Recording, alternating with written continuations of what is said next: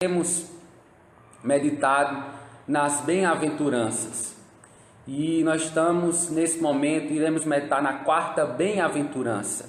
Então convido a você a abrir a sua Bíblia no livro do apóstolo Mateus, capítulo 5, versículo 6. Estarei fazendo a leitura nesse momento, que diz assim: bem-aventurados os que têm fome e sede de justiça, pois serão satisfeitos. Pois serão, em outras versões, saciados. Vou repetir, vou ler novamente. Bem-aventurados os que têm fome e sede de justiça, pois serão saciados, pois serão satisfeitos. Que o Senhor aplique a sua palavra em o nosso coração. Oremos mais uma vez. Pai de amor, Pai bendito, nesse momento, ó Pai, eu peço que o Senhor esteja me usando como canal, como instrumento nas tuas mãos, a fim de falar as tuas verdades, ó Deus, na autoridade, na ousadia do Espírito Santo.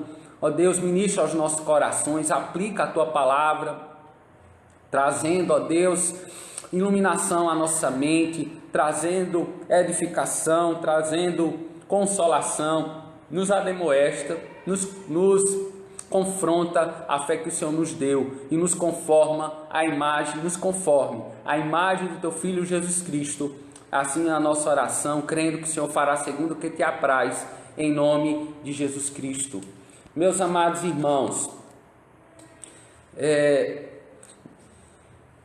nós como cidadãos brasileiros temos direitos e deveres a cumprir, que são conhecidos na Constituição da República Federativa do Brasil, de 1988.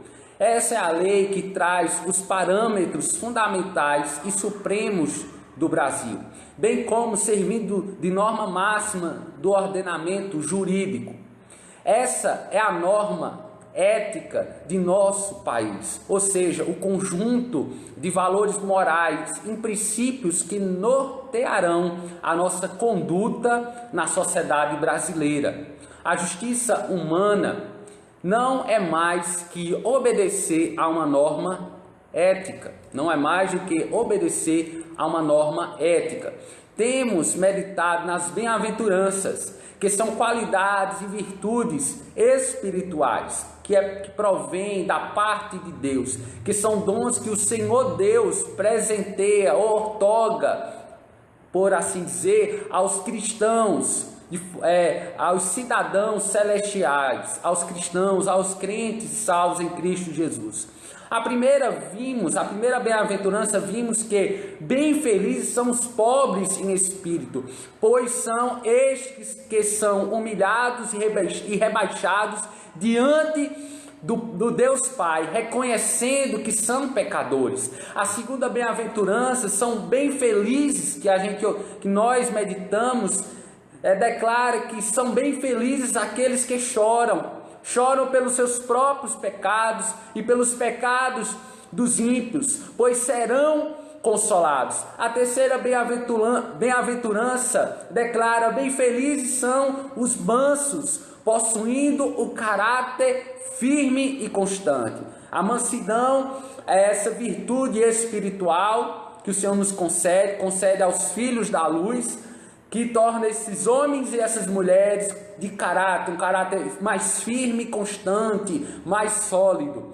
Pois o Senhor Jesus Cristo diz: pois estes receberão a terra da promessa.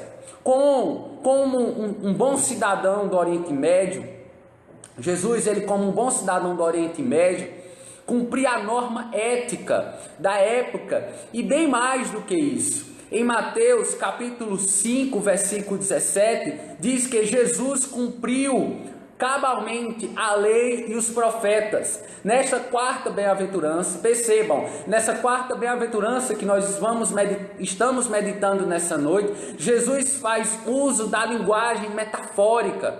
Vejam só, irmãos, prestem atenção nesse momento. Jesus, ele fala dos que têm fome e sede de justiça, fazendo uma ponte para as necessidades físicas, fisiológicas por assim dizer, do nosso organismo, as necessidades básicas, simples, como o ato de beber e comer, para descrever realidades espirituais. Jesus ensinava por meio de comparações, de ilustrações ou parábolas, a fim de que os seus discípulos pudessem compreender e trazendo juízos sobre os mestres da lei, sobre os fariseus, sobre os saduceus, que eles não conseguiam compreender e entender. Então era juízo da parte de Deus sobre a vida destes, e ensino, instrução e conselho sobre a parte dos discípulos, aqueles que ele queriam revelar as coisas concernentes ao reino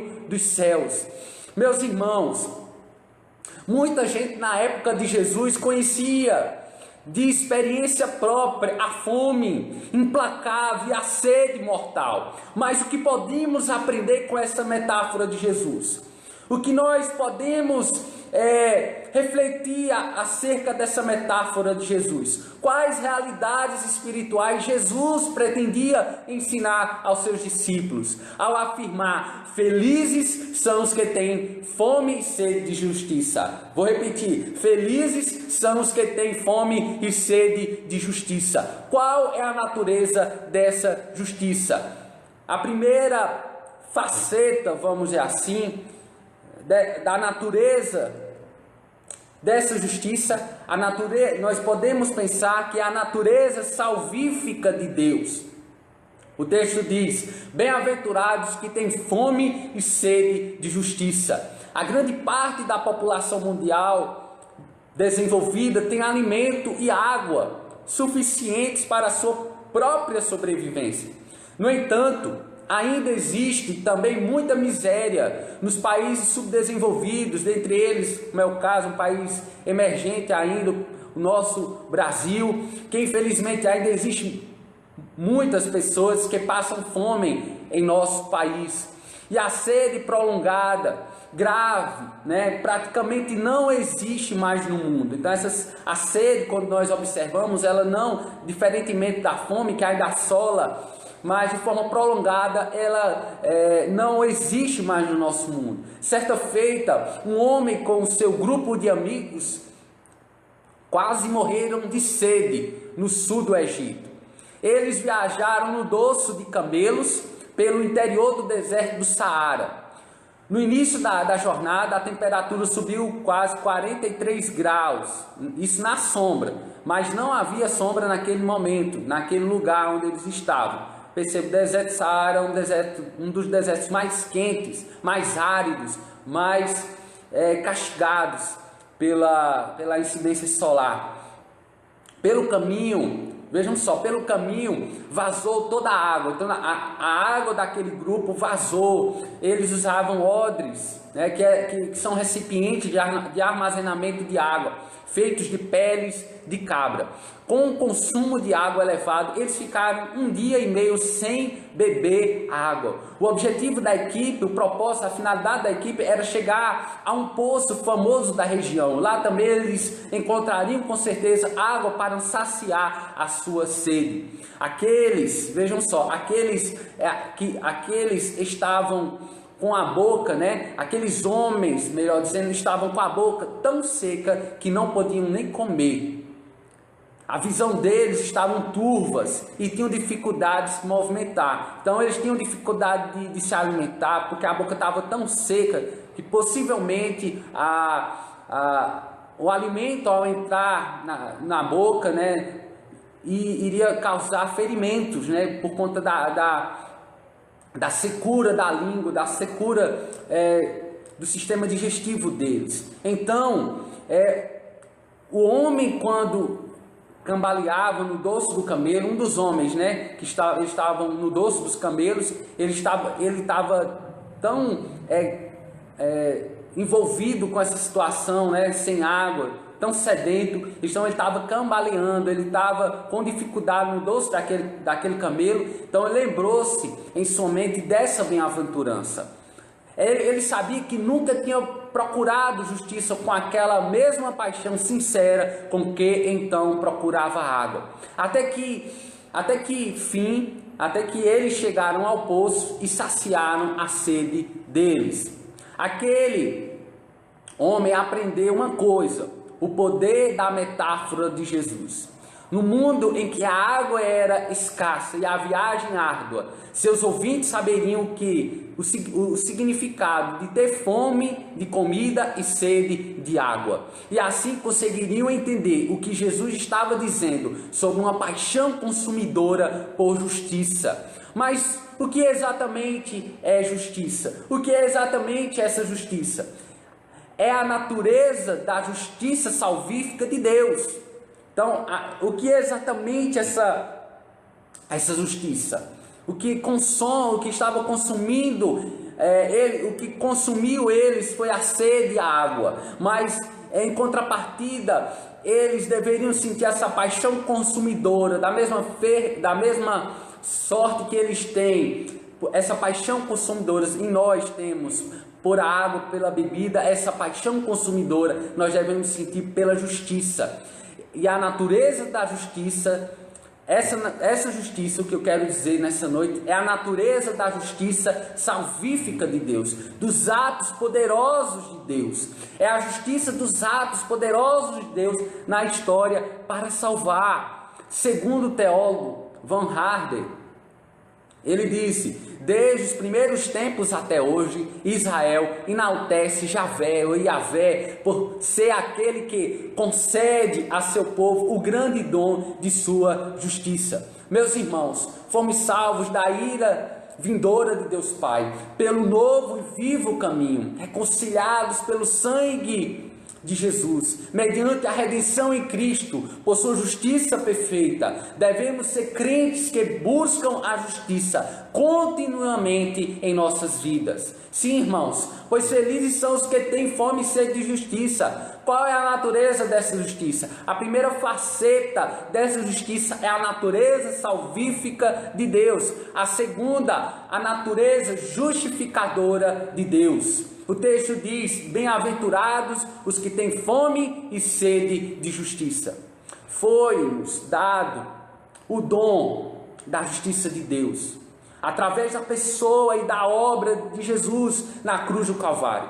Obra essa de caráter substitutivo. Jesus pagou o preço pelos nossos pecados, morrendo a nossa morte, sofrendo o nosso castigo, nos cobrindo com a sua justiça perfeita, afirmando ao Pai: estes que o Senhor me deu são declarados justos e justificados pelo meu sangue. Deus, meus amados irmãos, é justificador daqueles que entram pela porta estreita, que creem em seu Filho. O apóstolo Mateus bem o disse em Mateus capítulo 7, dos versículos 13 e 14: entrem pela porta estreita, pois larga é a porta e amplo é o caminho que leva à perdição, e muitos são os que entram por ela. Como é estreita a porta e apertado o caminho que leva à vida, são poucos que a encontram. Percebam, a natureza da justiça diz respeito a ser declarado justo de forma instantânea. Deus, é como se Deus batesse um martelo, autenticasse a nossa e nos declarasse: vocês foram justos e justificados. Ele, como um juiz justo, perfeito, ele nos declara justos pela justiça, não por nossa própria justiça, não pelos nossos próprios méritos ou por qualquer obra que a gente faça. Não, absolutamente não, mas pela obra de Jesus Cristo na cruz do Calvário, pela justiça perfeita de Jesus, o seu Filho. O teólogo Rodolfo Bultmann disse sobre isso: a justiça não significa a qualidade ética de uma pessoa, não significa qualidade nenhuma, mas sim um relacionamento. Ele continua dizendo em Mateus 5,6, não se refere àqueles que sempre estão tentando, se esforçam para atingir a perfeição ética, mas àqueles que esperam que Deus pronuncie a sua sentença de justiça a seu favor, decisão essa que os livra do juízo dele. Irmãos, Deus age com bondade ao seu povo, declarando-os justos.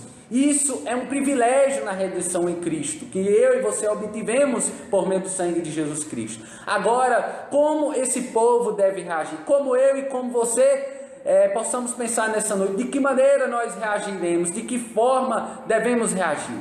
Será que isso nos dá o direito de chegar diante de Deus e argumentar que Ele deve nos deixar ir para o céu por causa da nossa justiça? Não, absolutamente não. Veja o que o apóstolo Paulo vai dizer em Filipenses capítulo 3, versículo 9. Ele disse: e ser encontrado nele, não tendo a própria justiça que procede da lei, mas o que vem mediante a fé em Cristo. A justiça que procede de Deus se baseia na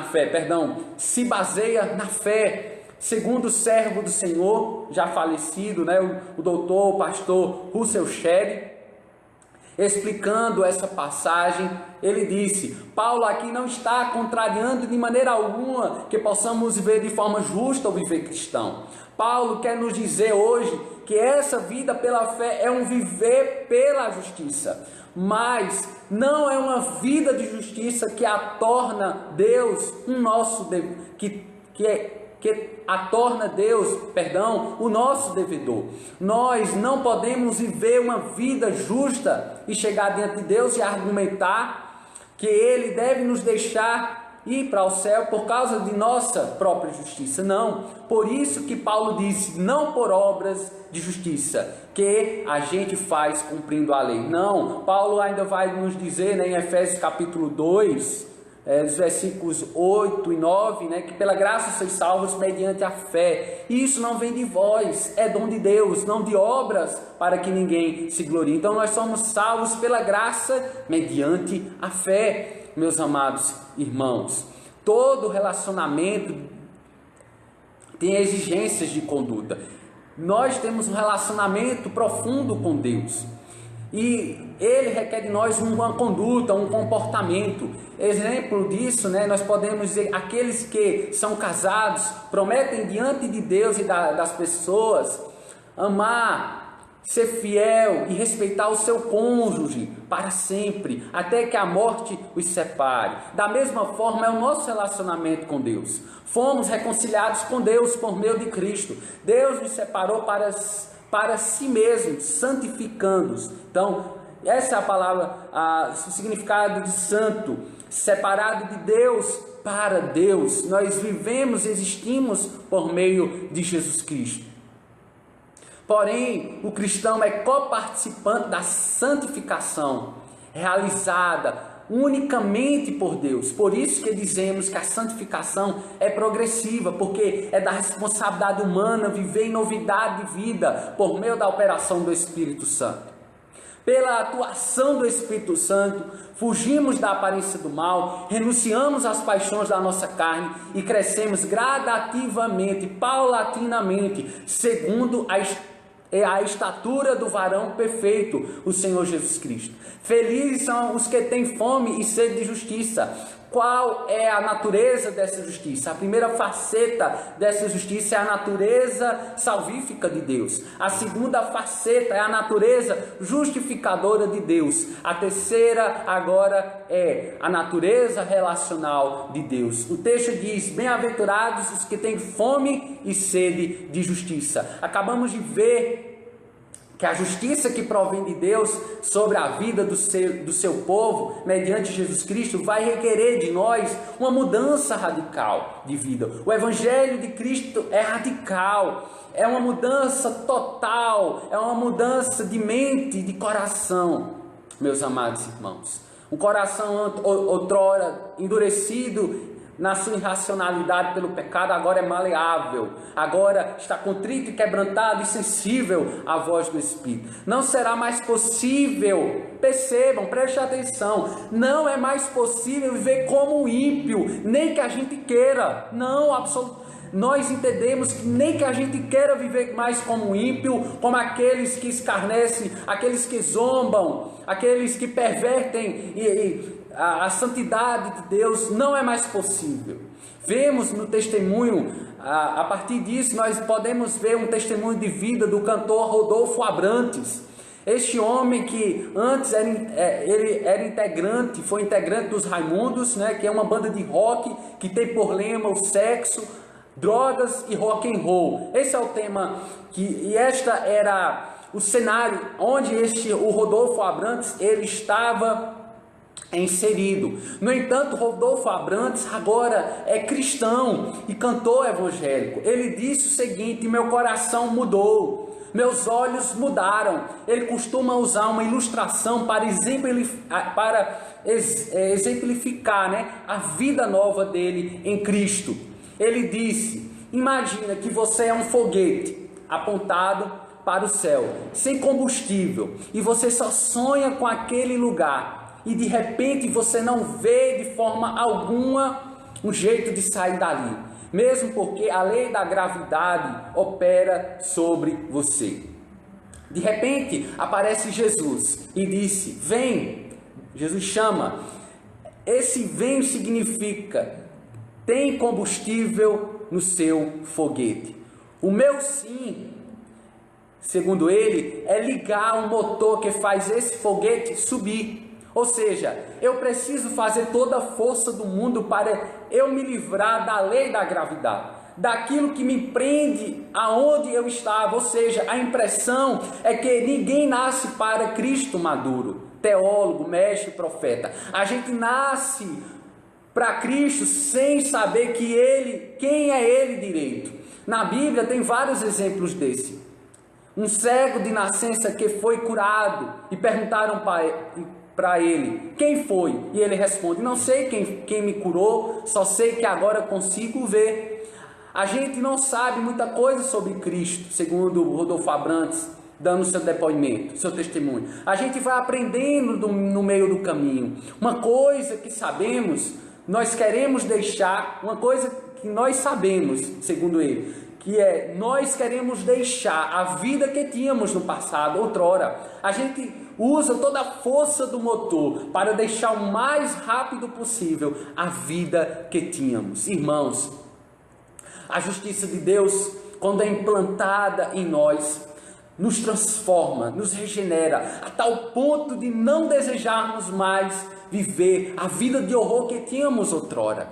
Deus nos adotou para si, resgatando-nos da antiga família adâmica, nos transferiu, mudando nosso status de filhos da ira para filhos salvos mediante a graça em Cristo. Aleluia, glória a Deus, para termos com Ele um relacionamento duradouro com Ele, durante a nossa peregrinação terrena, bem como será por toda a eternidade. Felizes são os que têm fome e sede de justiça. Qual é a natureza dessa justiça? A primeira faceta dessa justiça é a natureza salvífica de Deus. A segunda faceta é a natureza justificadora de Deus. A terceira faceta é a natureza relacional de Deus para conosco. Por último, a natureza pacífica de Deus. O texto diz: bem-aventurados que têm fome e sede de justiça, pois serão saciados. Em outras versões, pois serão satisfeitos. A justiça de Deus está ligada com a sua paz, meus irmãos. A paz manifestada em nós, pois sem a graça de Deus não temos paz com Ele. Essa paz é revelada como fruto do Espírito Santo, o fruto de justiça entre os homens. Em suma, meus irmãos, são felizes aqueles que lutam pela justiça, com a mesma seriedade com que os famintos e sedentos procuram comida e água.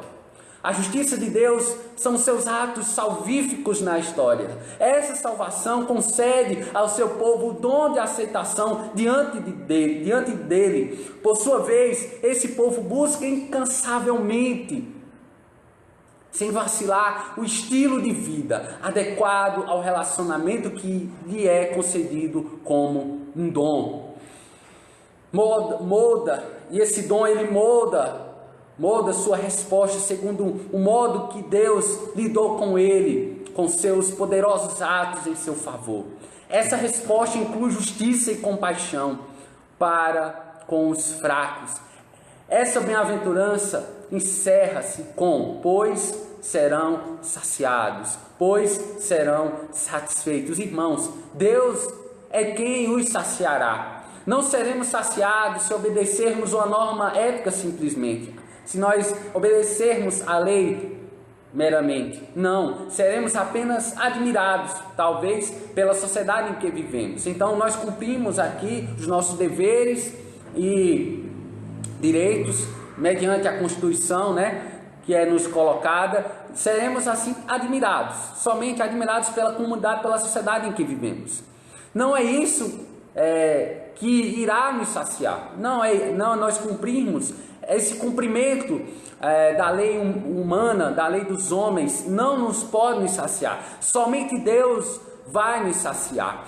Se justiça define um relacionamento concedido como um dom divino, traz paz, só Deus pode saciar o desejo por nossa justiça. E a aprovação ou a reprovação da sociedade é irrelevante. O que quer dizer isso?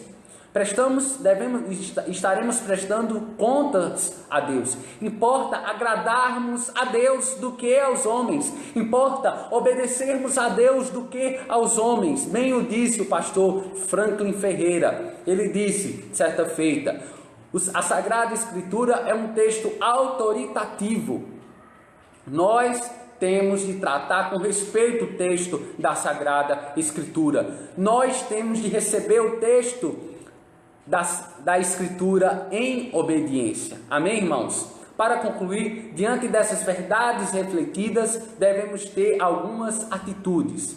A primeira atitude, devemos desejar com todo o nosso ser a justiça de Deus, sendo instrumentos de divulgação da justiça, promotores da justiça de Deus entre os homens, acudindo, de que forma? Acudindo o fraco e necessitado, cuidando do órfão e da viúva, não somente com algo monetário, não, além disso, bem além disso, dentro das oportunidades que o Senhor Deus nos direcionar a estes, nós devemos ir além disso, no cuidado com os fracos, com os necessitados, aquelas pessoas que precisam de amparo e de socorro, da misericórdia e da compaixão.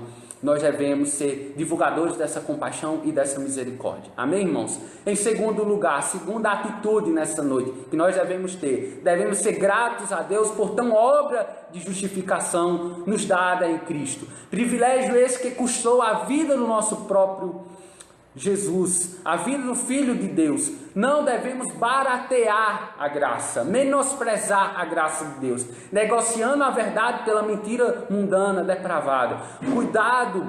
Cuidado, meus irmãos, com as propostas do adversário.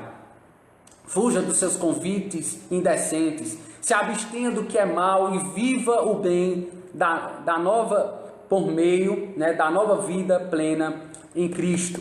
A terceira e última atitude, devemos ter a certeza que nada que façamos nos saciará nesse mundo. Nem ninguém nesse mundo poderá preencher a ânsia de justiça que só em Deus podemos encontrar. Somente nele encontraremos paz e verdadeira alegria para a nossa alma. Coisa nenhuma nos saciará neste mundo, absolutamente coisa alguma. Sem a presença do Salvador Jesus Cristo, estaremos perdidos sem Cristo. Receba-o nessa noite. Eu quero convidar você, amado ouvinte que me escuta nessa noite.